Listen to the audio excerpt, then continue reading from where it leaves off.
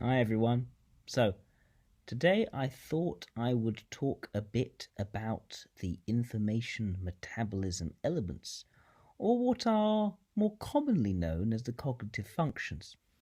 So I thought it'd be a good idea to make a video discussing what Jack is about to say here, maybe make some clarity and see if we can align since he's talking about cognition. Now, I feel that a lot of people, actually, I'd say probably around 99% of people who have any idea what cognitive functions even are, I think 99% of them probably are quite mistaken over what they actually are about. I definitely agree with this, but I do think people in a community like us should be having these discussions. And what the right definitions would be. Now, the reason I think this is that I think there are a lot of bad definitions going around. I think a lot of people don't really have the theoretical infrastructure to really understand these concepts properly. The theoretical infrastructure is contingent to the system in which you're referring to. So, for instance, Jack uses Model A in Socionics.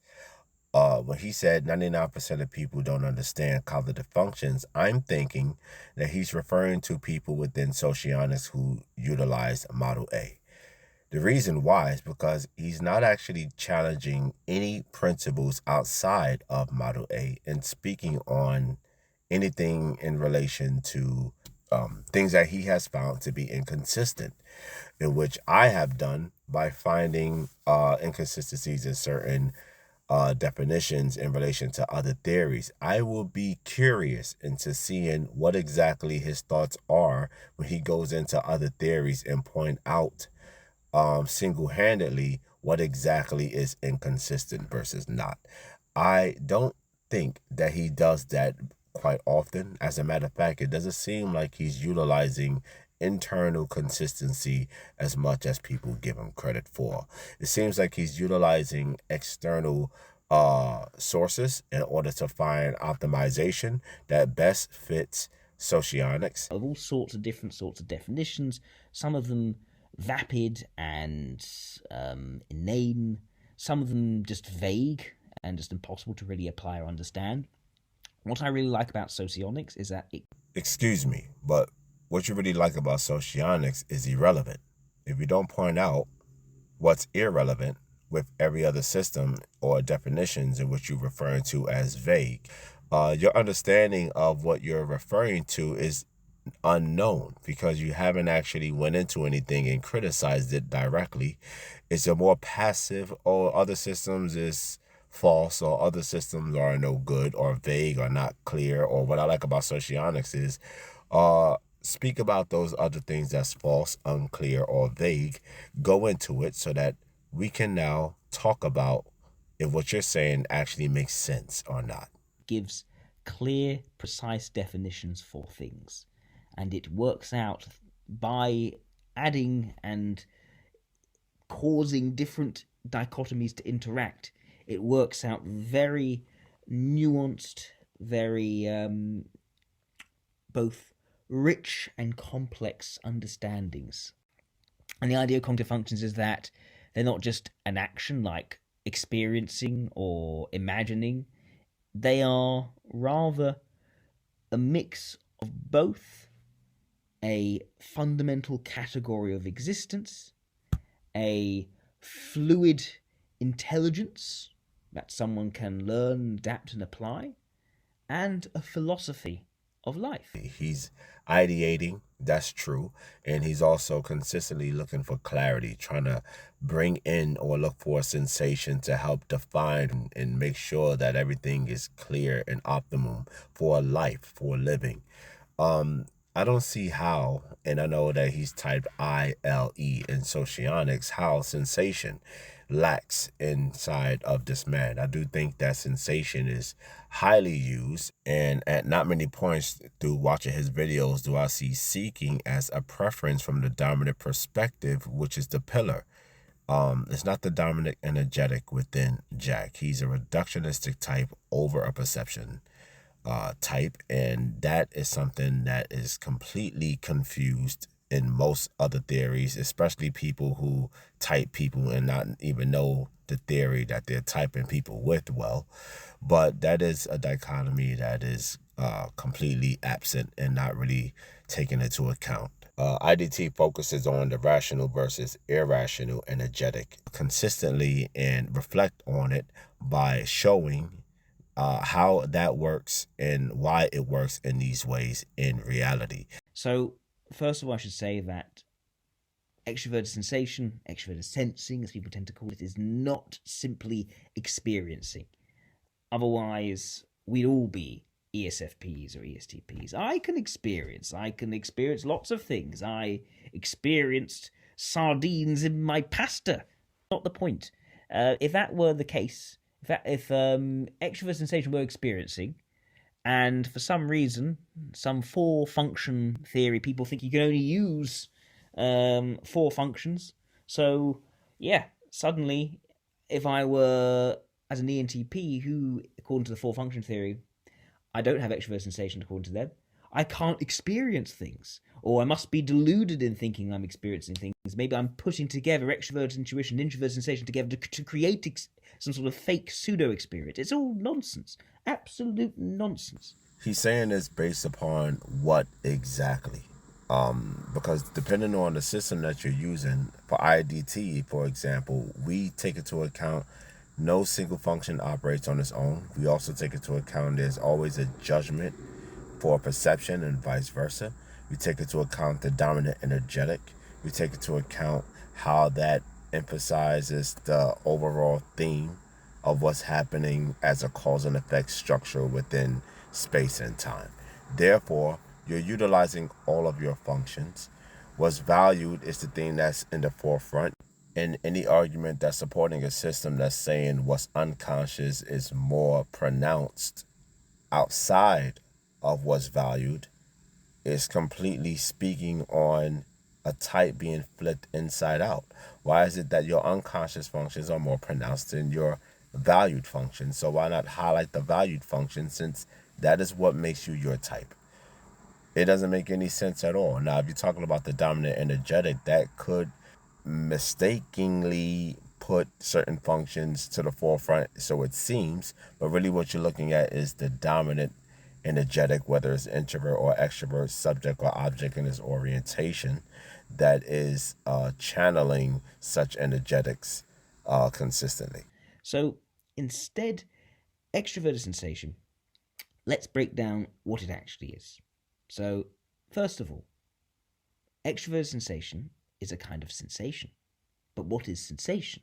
Well, sensation is a kind of perception. Now, what is a perception? Well, to understand what a perception is, we need to go back to this Scottish philosopher. Now, what about this form of breakdown screams TI in any sense of the word? It just doesn't actually make any sense when you're jumping into a source before doing any form of breakdown. That's not a breakdown.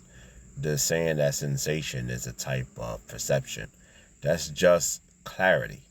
Clarity in the terms of not really anything specifics, but more so generalized, and yet quickly to jump into outside sources to help verify what a perception function is, when it just takes common sense. Called David Hume. Now, David Hume had lots of different ideas, lots of writings, very, very interesting stuff. But one of his greatest contributions, in my opinion, is the is-ought problem. Now, what is the is-ought problem? It is basically him saying you cannot reach an ought, in other words, a should be, from an is. You can't derive what ought to be simply from how things are. That essentially articulated the key difference between the main two families of information in our existence: descriptive information and prescriptive information. Information that simply describes what things are, could be, will be, has been, and information that tells you what ought to be, how it's supposed to be, what is correct, what is incorrect. They're two different things. Never the twain shall meet. Never the two shall meet is baloney. It makes it seem as if you can't see how the two should meet, and it does speak to your type more so than not. Even though that this is a rant, you could definitely see a person and how they process information, and they don't actually need a typing video nor questions in order to verify a person's type. If you listen to them more times than not, you will see the dominant energetic is heavily focused on extroversion, yet at the same time is detached, which narrows it down to NE or TE, and it's highly reductionistic and not perceptual at all. He's not expanding into possibilities. Instead, he's reducing down to what is and utilizing other sources to do so. It's not actually TI, this is TE. Another thing is prescriptive information and descriptive information works hand in hand. In order to know what ought to be, you have to know what is. Those things have interplay. Those things communicate. There's no way you're going to tell me what ought to be without verifying the foundation of any sense of the word. So even if you don't explain something literally and that you know something, you're still verifying it subconsciously to know that something is in order to say how something should be. Now, so you have perception. Within perception, you have intuition and sensation. We're talking about sensation at the moment. So sensation is the kind of perception that is both external and involved. What do those things mean? So external is information, and this is something which it is something which Jung thought about but didn't place correctly. See, Jung was the first person to coin these ideas. There's no expectation that the originator of a set of ideas is going to be the master of them. So now he brings up Jung as the creator of the functions that he utilized inside of his system of choice, but says that he placed it incorrectly, which is interesting. So now I'm going to go find what exactly he has found to be incorrect from what Jung said and skip over some of this stuff because he does ramble immensely. What Jung was thinking about for external and internal, he called extroverted introverted. That extroverted introverted is actually something quite different. And Jung conflating external internal with extroverted introverted actually is the cause of most of the problems. It's the key. It is like the place where it all went wrong. So putting it right, extrovert introvert is one thing. External internal is the meaningful thing here. And so sensation is perception that is external. So what is external? External is anything which is outside of us, essentially.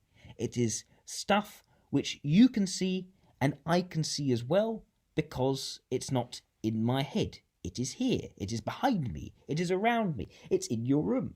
It's on the screen you're looking at. I can see right in front of me right now my fat face, right? That is external information. External and internal information is a faulty dichotomy when it's not being preferenced towards introverted and extroverted, because not only does it relatively mean the same thing, the context in which you're referring to is speaking on sensation as a whole. You're saying that sensation is an external process and never internal. In fact, sensation is tangible and it is attached. In that way, sensation has already been defined as tangible, yet the concept of internal is the perspective in which perception is taking into how sensation is being preferenced due to a particular attitude. What the hell is this guy talking about? Okay, and you can see it too. What joy. He literally added nothing whatsoever. That's the opposite. Internal information has to be interpreted, reinterpreted for me to communicate it to you. I don't have to interpret or reinterpret external information to communicate it to you. You see it as it is. That is external information. Out of respect, Jack, let's talk about your conflations. Your conflation is that you're not seeing that what you're saying and what Jung said is the same exact thing.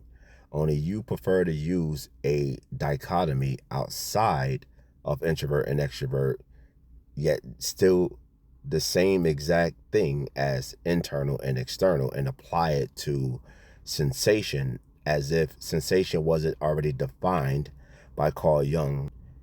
Tangible things is already bringing it outside and focusing on the object for what it is. It doesn't need a dichotomy for that because it's already there. So now when you take external and say, oh, it's external, it's tangible. That's it. Now, the attitude of sensation, it being a dominant function, as I user will see sensation as a preference of constraining information that is dealing with tangible things. That is the attitude behind what Jung was referring to when he said subject and its orientation in relation to sensation. I don't see the discrepancy. Involved information. What is involved information? Well, it's simply information that you feel. Literally everything else involved with sensation, meaning just the portion of sensation within the video, is speaking on the same thing, basically. It's just repeat. There's different dichotomies into explaining what's already there, and all you need is one. Like involved is another form of attached. I like to use the word attached, so I get what you mean there, right? I think you're clearly an ideator, T-E-N-E, and I also think you're clearly a builder. I don't see strong indications of intuition from the dominant perspective that shows the energetic that you are a seeker, seeking, right, possibilities. You're more so reducing, a very reductionistic process in relation to the dominant function. You will hear this and say, oh, it's because of your TI. I don't think so. I mean, you're sharing your opinion, yes, but your opinion hasn't actually peeled back anything to see if something makes sense versus not. You haven't actually called out any inconsistencies in relation to Carl Jung, but you use Carl Jung's name as a way to verify your new, yet very much the same dichotomy without actually referencing the functional attitudes, which speaks to internal and external in relation of. Thanks, guys, for listening. If you happen to want to reply or want to speak about this in a video, I would definitely do that. And yeah, lucky me who did it and not our chosen fearless leader, the Gigs, because you would have been in for it. Also, please add in the comments what's your opinion on Jack's type or everything that was mentioned today. If you have an opinion, you should share it, I guess.